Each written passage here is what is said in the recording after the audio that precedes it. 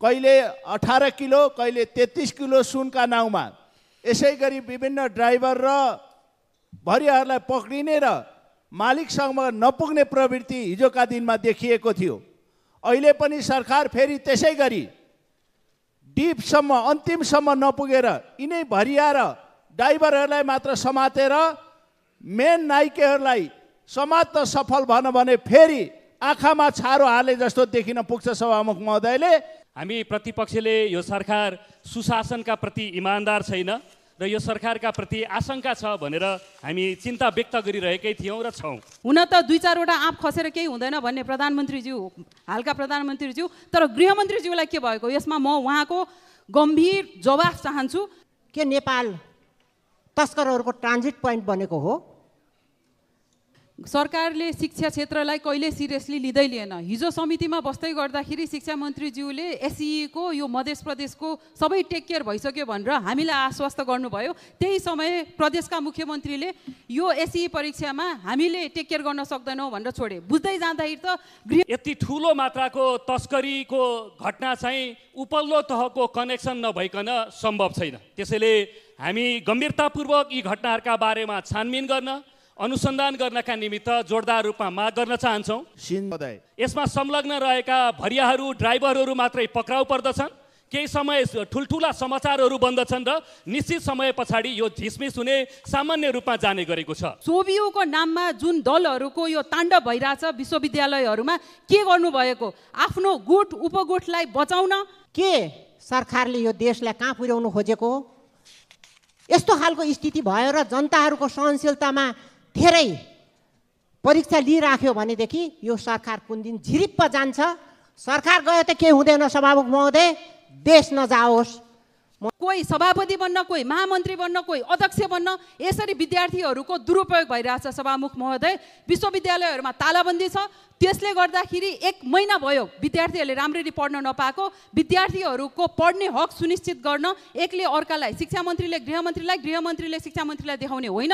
म यसमा प्रधानमन्त्रीजीको ध्यानाकर्षण पनि गराउँछु र भन्छु, हिजो मात्र टोखाबाट युरो र डलर गरेर करिब 25 करोडको रकम बोकेको ट्रक, कहिले 18 किलो कहिले 33 किलो सुनका नाउँमा यसै गरी विभिन्न ड्राइभर र भरियाहरूलाई पक्रिने र मालिकसँग नपुग्ने प्रवृत्ति हिजोका दिनमा देखिएको थियो। अहिले पनि सरकार फेरि त्यसै गरी डिपसम्म अन्तिमसम्म नपुगेर यिनै यो सरकार कुन दिन झिरिप्प जान्छ। सरकार गयो त केही हुँदैन। सभामुख महोदय, देश नजाओस्। होइन भने यहाँ एउटा रेस्लिङ म्याच खेल्नको लागि लायोस्। विद्यार्थीहरूको टाउको फुटाउने होइन, आफ्नै टाउको फुटाएर कुन गुट बलियो डिटर्मिन गर्नुहोस्। यो सुन तस्करी उहिले पञ्चायत राजाको कालदेखि अहिलेसम्म जस्ताको तस्तै निरन्तर जारी छ। तर पर्दा पछाडिका यसका मुख्य मानिसहरू को हुन् भन्ने कुरा न उ बेला पक्रन सक्यो न यो बेलामा पक्रियो। अति भयो। जनताको परीक्षा नलिनुहोस्। जनताहरूले तपाईँहरूलाई कटघरामा उभ्याउला। सरकार यस्ता तस्करहरूका नाइकेहरूसँग पुगोस्, जुन तहको भए पनि त्यसलाई कारबाहीको दायरामा ल्याओस् भनेर अनुरोध गर्न चाहन्छु। सभामुख पाल्चोकका कुसाङ लामा ड्राइभरले हाँकेको एउटा ट्रकबाट 25 करोड नेपाली रुपियाँ युरो र डलर गरेर अवैध रकम समात्न सफल भएकोमा म नेपाल सरकारलाई धन्यवाद दिन चाहन्छु। यस्ता घटनामा बारम्बार प्रयोग हुने, कहिले सुन तस्करीका रूपमा कहिले डलर तस्करीका रूपमा प्रयोग हुने, ड्राइभर र भरियालाई समाउने, अरूलाई त्यसपछि जो धनी छ त्यसका रूपमा नपुग्ने, यो प्रवृत्तिलाई अन्त्य गर्न सरकारसँग माग पनि गर्न चाहन्छु। हिजो मन्त्री बन्न, कोही अध्यक्ष बन्न, यसरी विद्यार्थीहरूको दुरुपयोग भइरहेछ। सभामुख महोदय, विश्वविद्यालयहरूमा तालाबन्दी छ। त्यसले गर्दाखेरि 1 महिना भयो विद्यार्थीहरूले राम्ररी पढ्न नपाएको। विद्यार्थीहरूको पढ्ने हक सुनिश्चित गर्न एकले अर्कालाई शिक्षा मन्त्रीले गृहमन्त्रीलाई, गृहमन्त्रीले शिक्षा मन्त्रीलाई देखाउने होइन। म यसमा प्रधानमन्त्रीजीको ध्यानाकर्षण पनि गराउँछु र भन्छु, हिजो मात्र टोखाबाट युरो र डलर गरेर करिब 25 करोडको रकम बोकेको ट्रक, भर्खर नेपाल प्रहरीले राजस्व अनुसन्धान विभागमा म्याद थप्नका लागि र फाइल बुझाएको छ। राजस्व अनुसन्धान विभाग प्रधानमन्त्री कार्यालयमा तहत छ। त्यसैले म सम्माननीय सभामुख मार्फत हाम्रो दलका तर्फबाट यस घटनाका बारेमा विशेष प्रकारको एउटा छानबिन समिति निर्माण गरियोस् र यो घटनामा संलग्न रहेका जोसुकै उच्च तहका नेता कर्मचारी कुन नहुन् तिनलाई कानुनी दायरामा ल्याउनका लागि जोरदार रूपमा माग गर्न चाहन्छु। धन्यवाद। र यो घटनाले के देखिन्छ भने सङ्गठित अपराध र तस्करीको जालो कुन स्तरमा सङ्गठित भएर झाँगिरहेको छ भन्ने कुराको एउटा चित्र बाहिर आएको छ। भ्रष्टाचारीहरूलाई तलाउन तयार छ भन्ने सन्देश दिएको छ। त्यसका लागि पनि म वर्तमान सरकारलाई धन्यवाद दिन चाहन्छु सभामुख महोदय। त्यसैले म यो घटनाका प्रति हाम्रो दल नेकपा माओवादी केन्द्रका तर्फबाट गम्भीरतापूर्वक ध्यान आकर्षण भएको कुरा सम्मानित सदन र सम्मान्य सभामुख मार्फत नेपाल सरकारका प्रति चिन्ता जाहेर गर्दछौँ। नेपाल दिन प्रतिदिन तस्करहरूको जालोमा फँसिरहेको छ। अस्ति भर्खरै पनि ग्रे लिस्टमा नेपाल 2 चोटि परिसकेको खबर आइसकेको छ। सभामुख महोदय, सुन तस्करीको बारेमा अहिले हाम्रो कतिपय मान्यज्यूहरूले विचार राख्नुभयो। यो सुन तस्करी उहिले पञ्चायत राजाको कालदेखि अहिलेसम्म जस्ताको तस्तै निरन्तर जारी छ। तर पर्दा पछाडिका यसका मुख्य मानिसहरू को हुन् भन्ने कुरा न उ बेला पक्राउन सक्यो न यो बेलामा पक्राउन सकेको छ। तर यसलाई शान्ति सुरक्षाको दृष्टिकोणले मात्र नहेरेर सुन तस्करी हुनुको मुख्य आर्थिक कारण के हो?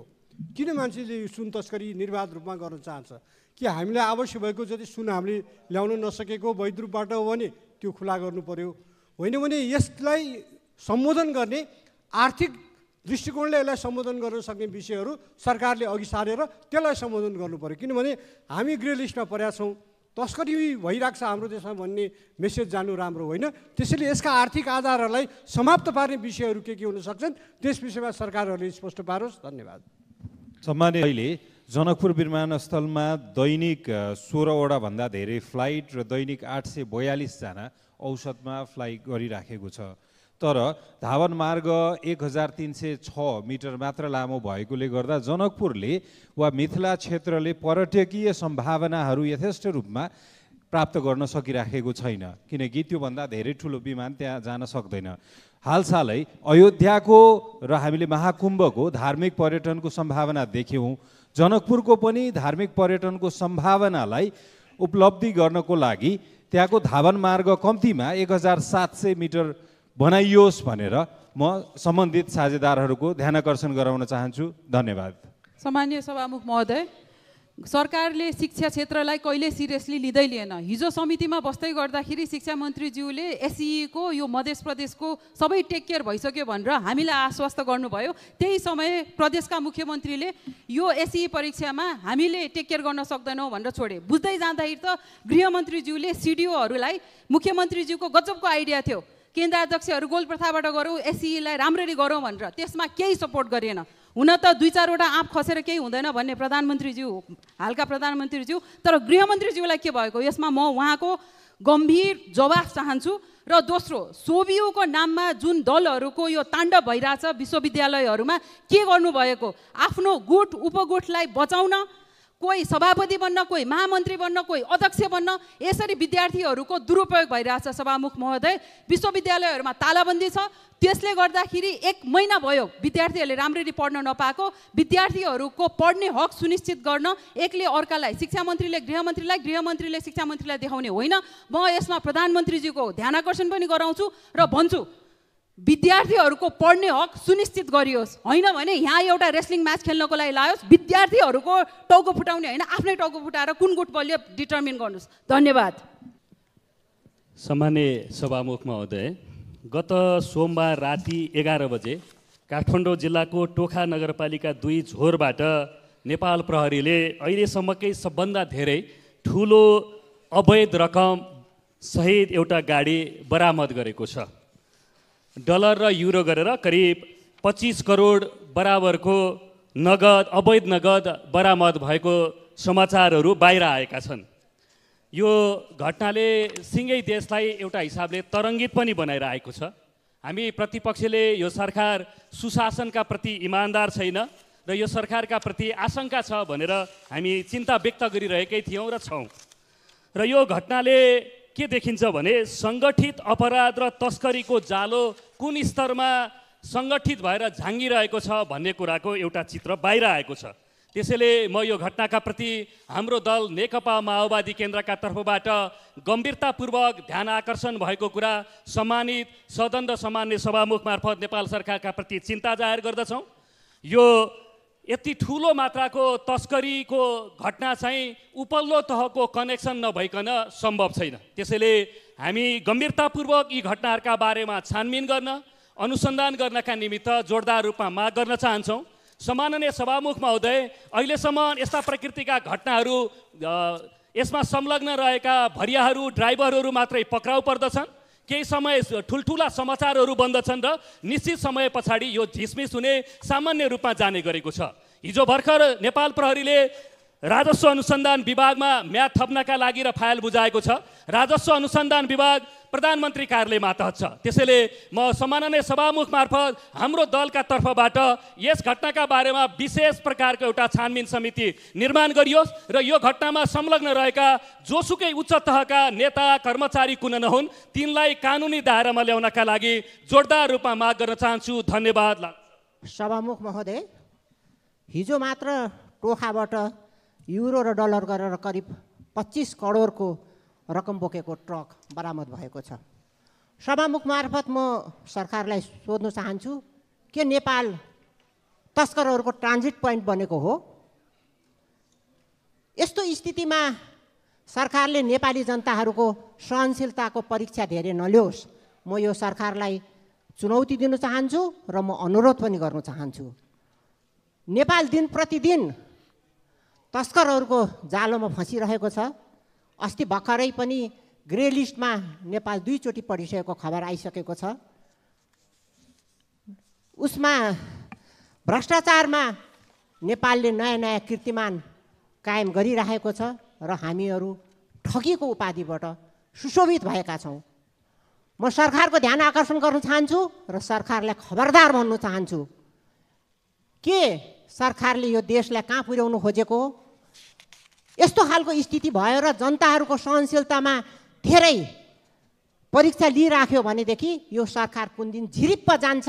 सरकार गयो त केही हुँदैन। सभामुख महोदय, देश नजाओस्, म यही अनुरोध गर्न चाहन्छु र म सरकारलाई अनुरोध पनि गर्न चाहन्छु, अब अति भयो, जनताको परीक्षा नलिनुहोस्, जनताहरूले तपाईँहरूलाई कटघरामा उभ्याउनेछन्। धन्यवाद। नेपाल सरकारले हिजो अवैध रूपमा सिन्धुपाल्चोकका कुसाङ लामा ड्राइभरले हाकेको एउटा ट्रकबाट 25 करोड नेपाली रुपियाँ युरो र डलर गरेर अवैध रकम समात्न सफल भएकोमा म नेपाल सरकारलाई धन्यवाद दिन चाहन्छु। यस्ता घटनामा बारम्बार प्रयोग हुने, कहिले सुन तस्करीका रूपमा, कहिले डलर तस्करीका रूपमा प्रयोग हुने, ड्राइभर र भरियालाई समाउने, अरूलाई त्यसपछि जो धनी छ त्यसका रूपमा नपुग्ने, यो प्रवृत्तिलाई अन्त्य गर्न सरकारसँग माग पनि गर्न चाहन्छु। कहिले 18 किलो, कहिले 33 किलो सुनका नाउँमा यसै गरी विभिन्न ड्राइभर र भरियाहरूलाई पक्रिने र मालिकसँग नपुग्ने प्रवृत्ति हिजोका दिनमा देखिएको थियो। अहिले पनि सरकार फेरि त्यसै गरी डिपसम्म अन्तिमसम्म नपुगेर यिनै भरिया र ड्राइभरहरूलाई मात्र समातेर मेन नाइकेहरूलाई समात्न सफल भन भने फेरि आँखामा छारो हाले जस्तो देखिन पुग्छ सभामुख महोदयले।